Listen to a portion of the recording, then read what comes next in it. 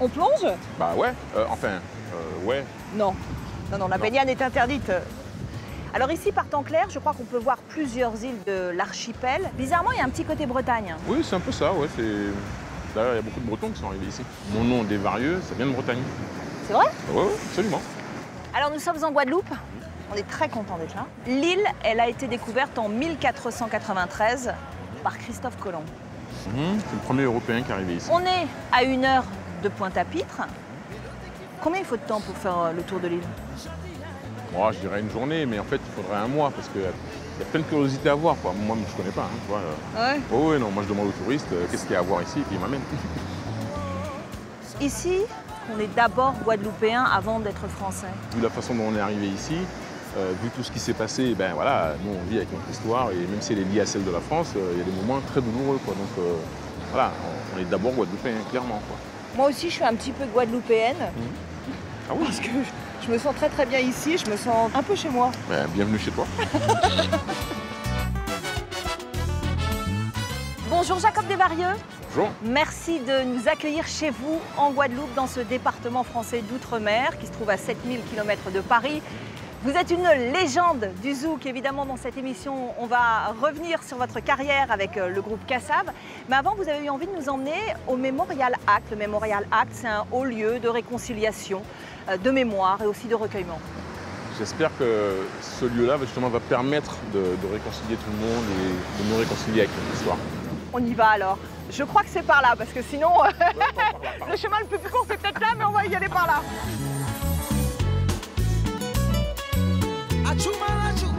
C'est quelqu'un.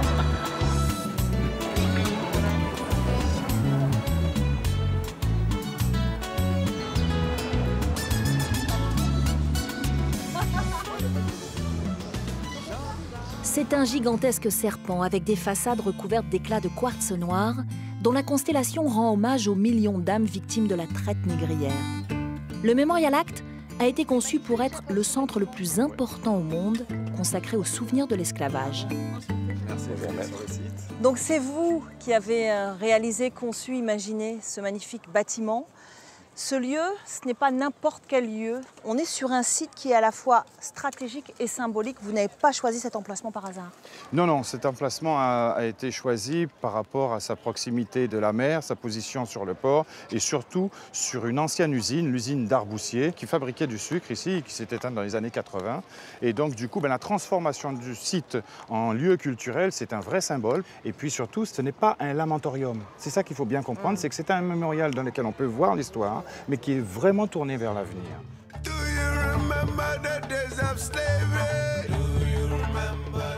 Et nous plongeons à présent dans cette douloureuse histoire de l'esclavage en compagnie de Thierry Létang. L'esclavage est avant tout, certes, un commerce, mais un commerce de troc. Ces esclaves, ces hommes, ces femmes sont échangés dans ces ports négriers contre des produits manufacturés qui nous viennent d'Europe. Ces gens, cette marchandise humaine, sera embarqués, véritablement concentrés dans des bâtiments. Ils ne peuvent pas se mettre debout et ils vont rester à fond de cale entre 1 mois et 3 mois. Jacob, on est amené quand même à se projeter dans leur univers, dans leur quotidien et à vivre leur calvaire. Je crois que quand on a vu ça, on peut imaginer toutes les séquelles qui peuvent rester des siècles après. Parce que ça n'a jamais été ni commenté, ni quoi que ce soit. Nous, jusqu'à maintenant... Donc les plaies ne sont pas cicatrisées? Non, clairement non. La liberté est un mets pour lequel l'estomac des nègres n'est pas préparé. Entre 1794 et 1802, la Guadeloupe va connaître 8 ans de liberté. Elles vont malheureusement se terminer par le rétablissement de l'esclavage par les troupes de Bonaparte en 1802. Les Guadeloupéens vont résister et préfèrent se faire sauter plutôt que de se rendre aux troupes esclavagistes de Bonaparte. C'est vrai que je n'ai pas le souvenir que dans nos manuels d'histoire, on ait eu connaissance de ce chapitre de l'époque napoléonienne. Ça, je ne peux même pas imaginer qu'il ait pu faire des trucs pareils, quoi. J'ai appris ça il n'y a pas très longtemps. Hein. Mais non, c'est pas possible. Pas lui. Pas le mec qui est le héros de l'histoire française.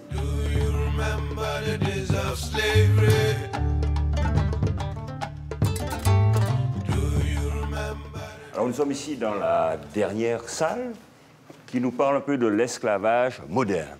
Les ONG nous disent qu'actuellement, il existerait 30 millions d'individus qui seraient dans des conditions proches de celles de l'esclavage historique. Et c'est notre devoir, en tant qu'afro-descendants, en tant que descendants d'esclaves, d'être particulièrement vigilants sur cette question.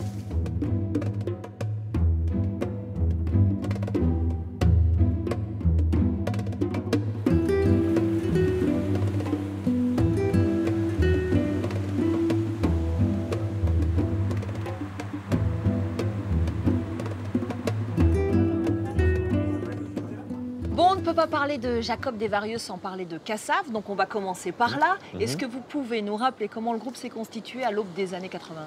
Alors, c'est très simple. C'était une idée complètement mégalo de Pierre-Édouard Décimus, hein, pas moi. Hein. Il voulait faire un groupe qui fasse de la musique antillaise, qui soit écouté par les Antillais et, si possible, que soit écouté par le reste du monde. Alors, je dis mégalo parce que la musique qui passait à l'époque dans le monde entier, c'était la world music, en fait, pour nous. Qui est en général une musique anglo-saxonne avec quelqu'un qui parle dans sa langue, qui chante dans sa langue, sur la musique anglo-saxonne, jamais dans l'autre sens. Et nous, on ne voulait pas être mélangés à ça, donc on s'est dit non, nous on fait de la musique antillaise parce qu'on est antillais. Les Antillais, il faut qu'ils nous acceptent. Hein, et puis après, bon, si le reste du monde prend, super. Voilà, ça a commencé comme ça.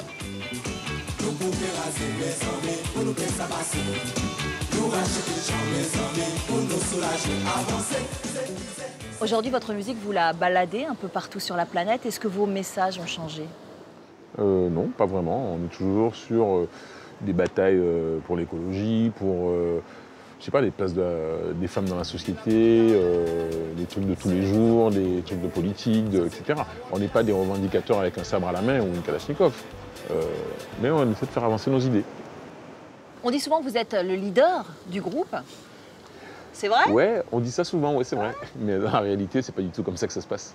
C'est-à-dire c'est-à-dire que on dit le leader parce qu'on me voit à la télé, on me voit faire des interviews, par exemple. Donc on suppose que je suis le leader, pas du tout. Parce juste, que vous chantez aussi. Oui, mais c'est un peu comme si je vous disais le porte-parole du gouvernement, c'est lui le chef du gouvernement. Non, c'est lui qui vient parler. Alors qui fait quoi dans le groupe? Tout le monde fait quelque chose. Tout le monde fait ce qu'il sait faire, là où il est le plus à l'aise. Lorsque vous avez débuté avec Cassav, vous aviez déjà un bagage, vous étiez arrangeur, vous aviez déjà monté un groupe de rock avec des copains marseillais. La musique, c'était votre ADN dès le départ? Au départ, moi, je n'avais pas du tout ni l'intention, ni quoi que ce soit. Bon, c'est que ma mère m'a offert une guitare, parce qu'elle trouvait que c'était moins dangereux qu'un vélo. Hein, bon. Parce qu'elle trouvait que c'était moins dangereux qu'un vélo? Oui, j'avais 10 ans. Bon, elle s'est dit, ah non, vélo, trop dangereux, tout ça. Bon. Et puis après, on a eu un voisin, quand on a été habité au Sénégal, qui lui jouait de la guitare, c'était un professionnel, bon, et il se servait de ma guitare. Et tous ses petits frères savaient jouer un morceau. Alors du coup, moi j'étais jaloux. Donc il m'a appris un morceau, puis après j'ai continué, puis je suis revenu à Marseille, là j'ai rencontré des copains de classe qui jouaient aussi de la musique, plus ou moins, on a monté un groupe comme ça, pour rigoler. Et puis, au fur et à mesure, j'ai continué, quoi, bon, jusqu'à jouer avec d'autres groupes, d'autres artistes. Et puis finalement, je suis monté à Paris parce que, vu de province, quand on monte à Paris, c'est que là, on va à l'endroit où il y a tous les meilleurs du monde et on a une chance de réussir, quoi. Voilà. Bon, j'ai eu beaucoup de chance après. Vous avez derrière vous au moins 3 décennies de scène. Vous avez joué un peu partout dans le monde. Quelle est la chanson, quel est le titre dont vous êtes le plus fier? Je dirais Zoukla, c'est le médicament Nouni, parce que voilà, c'est celle qui a fait le plus gros succès, alors que c'est la plus simple, en tout cas musicalement, hein, c'est une note, on ne peut pas faire plus simple. Zoukla, c'est le médicament Nouni. Zoukla, c'est le médicament Nouni. Zoukla, c'est le médicament Nouni. Zoukla, c'est le médicament Nouni. Vous avez aussi réalisé plusieurs albums en solo. Qu'est-ce qui les a motivés? Au début du groupe, on cherchait comment faire pour occuper le terrain. Comment on avait trouvé une nouvelle façon, enfin un nouveau style, quoi. Il fallait plein de disques pour imposer ce style-là. Donc chacun de nous a fait des disques en solo, en plus des disques de Cassav. L'un de ces albums solo, en 1986, s'intitule Gorée, du nom de cette petite île au large de Dakar. C'est un haut lieu de mémoire. Pourquoi ce titre? Parce que justement, on a été joué au Sénégal. Ouais. Et étant à Dakar, Gorée, c'est en face. Il fallait qu'on y aille. Ouais. On a été, et effectivement, ça nous a fait un choc. Parce que nous, Antillais, comment vous dire, Gorée, enfin en tout cas, ça représente vraiment une partie de l'histoire de pourquoi nous, on se retrouve de l'autre côté de l'océan, quoi. Et donc, ça nous a tous émus. Du coup, ça nous a tous inspiré des chansons, des histoires, des émotions et qu'on a remis sur cet album. En 2012, vous avez participé à un documentaire qui s'appelle Noir de France. Pourquoi? On m'a proposé et je trouvais ça intéressant comme démarche. Justement, ça permettait de mesurer un petit peu toutes les avancées qu'il y a eu depuis les 40 dernières années. On voit des Noirs qui ont réussi ou pas, qui se débrouillent en France, qui font des choses.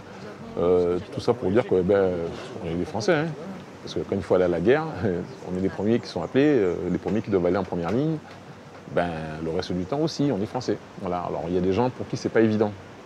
Donc on est obligé de leur rappeler tout le temps. Bon, mais ça avance. Avec votre musique, est-ce que vous avez le sentiment de faire le lien entre les Antilles et l'Hexagone? J'espère.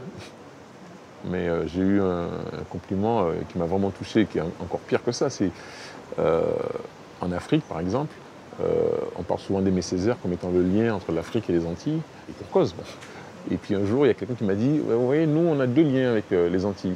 On a Aimé Césaire et on a Kassav. » J'ai dit « Waouh !» J'ai dit « Ouais, là, je peux... » Joli compliment, c'est sûr. Vous dites souvent que la musique sert à faire danser les gens. Est-ce que, pour vous, c'est vraiment sa vocation première? Moi, je constate que la musique classique, au départ, c'est pour faire danser les gens. Hein. On a envie de l'intellectualiser aujourd'hui, machin, mais les mecs qui l'ont fait, voilà, à l'époque, ça se dansait. Bon. Le jazz, ça se dansait. C'est justement une danseuse que Jacob a souhaité nous présenter dans son émission, Naty Chico Montella. Elle a été bercée par un univers musical caribéen très éclectique et elle a finalement choisi le jazz pour exprimer son art. Ses guêtres, elle les a traînés de New York à Cuba en passant par Paris. Mais c'est toujours ici, en Guadeloupe, qu'elle finit par revenir danser et nous éblouir.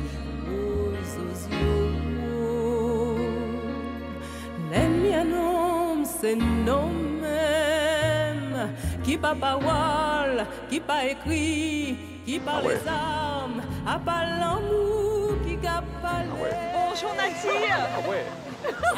Ouais, bravo. Naty, tu es née en métropole, mais tes parents sont revenus ici quand tu avais 12 ans et c'est ici, je crois, que tu as compris que ta vie, ce serait la danse. Ouais. Vers 17 ans, j'ai été prendre un cours de street jazz en fait. Et là, ça a été une révélation parce que je suis tombée sur un professeur extraordinaire. Et à partir de là, je me suis dit, ouais, j'aimerais bien faire de la scène. Naty, le jazz, comme le hip-hop, vient de la rue. D'ailleurs, ce qui est très à la mode en ce moment, c'est le street jazz, la fusion des deux danses. C'est important pour toi, la culture urbaine dans la danse? C'est important pour moi parce que ça fait appel aux racines, le côté afro en fait, parce que finalement, ça vient de là. Que ce soit du jazz, du moderne, du hip-hop ou du traditionnel, il y a des mouvements qui reviennent et qui sont complètement similaires. C'est juste une histoire d'énergie en fait qui est différente. Bon, toi, Jacob, tu as absolument voulu nous présenter Naty. C'était Naty, personne d'autre. Qu'est-ce qui te touche chez elle dans sa façon de danser? Bon, alors, je te dis, mais tu lui dis pas. Hein. Non. Bon, alors, l'énergie, la sensualité qu'elle dégage, tu vois, quand elle danse, ce serait bien que le monde entier soit au courant, quoi. C'est bien. Que chez nous, il y a des trucs qui se passent, il y a, voilà, c'est quand même une terre qui porte énormément de gens qui sont champions du monde de toutes sortes de trucs par rapport à la population qu'il y a. Oui, il y a des danseurs aussi. Je crois que tu as aussi un projet en ce moment à Bagneux, en France, en région parisienne. Ça s'appelle le plus petit cirque du monde. De quoi s'agit-il exactement? C'est le projet de Métis Voix. Donc ils ont voulu rassembler le cirque et la danse. La compagnie, c'est Antipode. Chaque personne intervenante vient d'un coin, d'un bout du monde. Et du coup, pour se rassembler avec sa culture, sa danse et sa technique. Tu fais un petit tour ou pas? Ouais. Allez. Ouais. Allez, un petit cours. Voilà. Vas-y, pourquoi on peut pas danser à trois? Si, on peut. Une immersion dans un monde d'odeurs et de couleurs. Le jardin botanique de Deshaies nous ouvre ses portes pour un questionnaire exceptionnel au milieu des bougainvilliers, des hibiscus et des nénuphars. Oula, oulé. Oula, oulé, oula, oulé.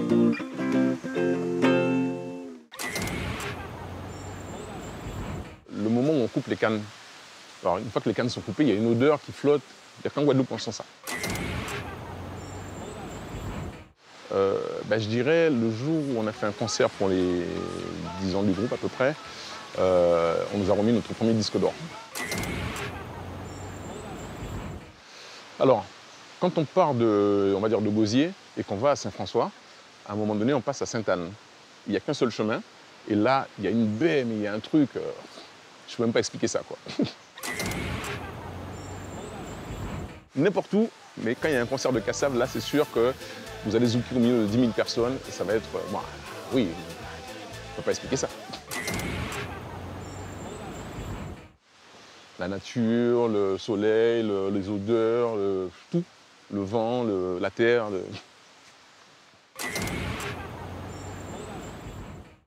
Paradis.